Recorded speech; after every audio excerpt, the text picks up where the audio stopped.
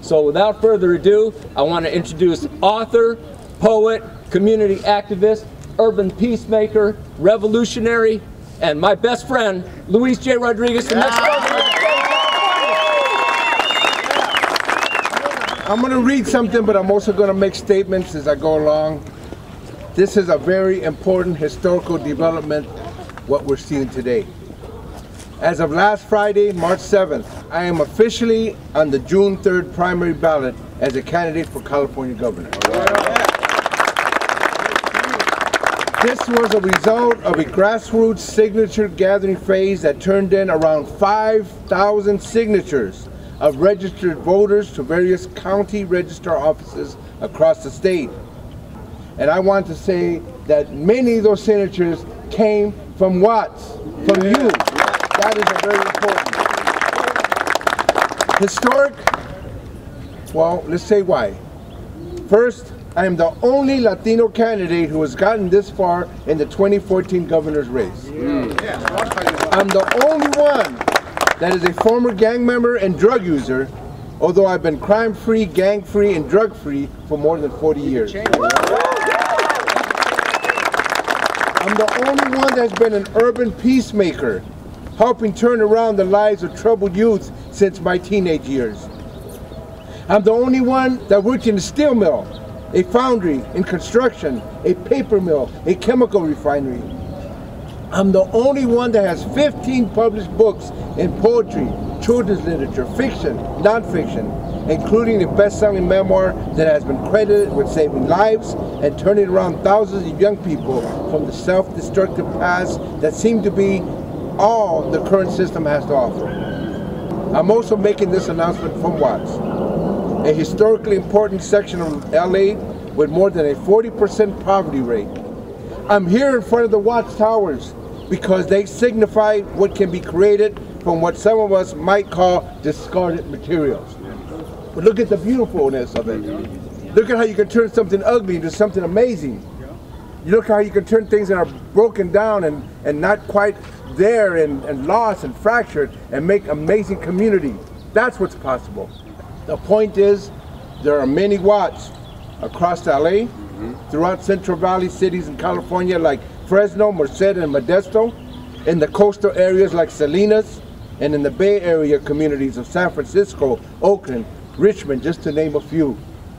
California today has close to 24% poverty rate, the worst in the country. And it's wrong, and it shouldn't be that way. I'm making this announcement from Watts because I also have roots here. Although I was born in El Paso, Texas, and spent my first 2 years in Ciudad Juarez, Mexico, we moved to Watts in 1956. I was here in 1976 at age 22 when I ran for the then district-wide LA Unified School Board seat, linking busing for integration and bilingual education. The only candidate from Watts and the only one with a program to unify black, brown, and white for equal quality education for all. 30 years later, I have returned to Watts to announce my candidacy for the state's highest office. I'm challenging the notion that there's not enough for everyone in the state, and the notion that we must balance the budget by unbalancing the lives of California's poor and working class. I'm here because we now have billions in budget surplus, yet neither Governor Brown, nor the Democratic Party, or Republicans, nor any of my opponents from either of these parties has demanded that these cuts be immediately restored. I'm challenging the fact that in the richest state and the world's 8th largest economy, we can end poverty. I say we can. I'm challenging the bloated and failing $8 billion a year prison system with a 70% recidivism rate among recently released prisoners. And I'm proposing instead less cost and much more effective restorative justice practices, healing circles, drug and mental health treatment, jobs training, creativity, and more. As governor, I would declare this and all other similarly impoverished communities to be economic disaster zones, just as if this neighborhood had been hit by a hurricane, and it has been hit with the hurricane of poverty and official neglect. I say my governor's race is the politics of the unexpected. Few expected I'd get this far, without corporate donations or major media, grassroots all the way. This campaign is also about the art of the possible. Please join with me and the residents of Watts, as well as the poor and working class throughout the state, to imagine a new California, then study, plan, and organize to make this happen. It's time to make our own history, that we had healthy, whole, and thriving communities everywhere. It's time to put the power back in our hands. Thank you, and I'm happy to take any questions from any of you.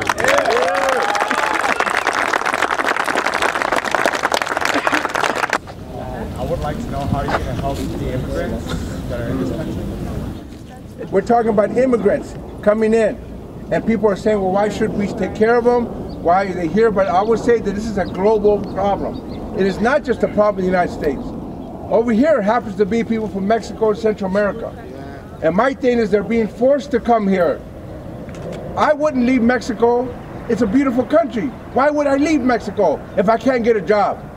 If I can't survive? And the thing is, people think that that's because Mexico's all messed up. Guess what? Guess who controls the economy of Mexico? U.S. We control it. I don't care how you look at it. It's our industries down there. When they opened up the Free Trade Act, they brought in all that corn competition from the Midwest to compete with some poor little meat farm, some cornfield that the guy can't survive on. They're competing with agribusinesses. They got thrown out of their cornfields. So my thing is, you can't blame people for trying to survive. If they come to this country, then I would treat them like everybody else. They should have the same benefits and help as anybody else. They should not be being punished for not having their papers. It is not a terrible crime, it's a status crime, you understand? The first immigrants came from Ireland, from the poorest parts of Europe, because they needed to survive. And they were treated badly too, and it was wrong then, and it's wrong now. So I would say we treat everybody that lives here the same. We all belong here. Somehow we all ended up here. And some people got here, as you know, with no immigration. Some people got here through slave ships. And yet we're all here. Now we got to work together. Now we got a vision together. Now we got to dream together. And now we got to make this a better place for everybody. So that will be my thing. I would help any immigrant to make sure that they can be part of this country, be incorporated, and get the same benefits as anybody else. As governor, how will you challenge and reform the prison industrial complex? Great question. How would I challenge and reform the prison system? I've been to Folsom, I've been to Soledad, I've been to San Quentin, I've been to Chino, I've been to all these places. One thing I realized in our time, there used to be 15 prisons in the state of California for 15,000 prisoners.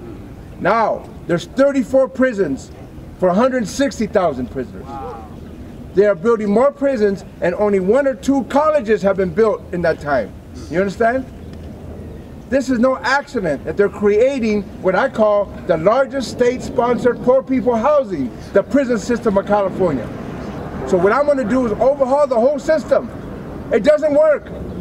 We have the highest crime rates of any state. We have the worst recidivism rate. You know what that means? When people get out, 70% go back in.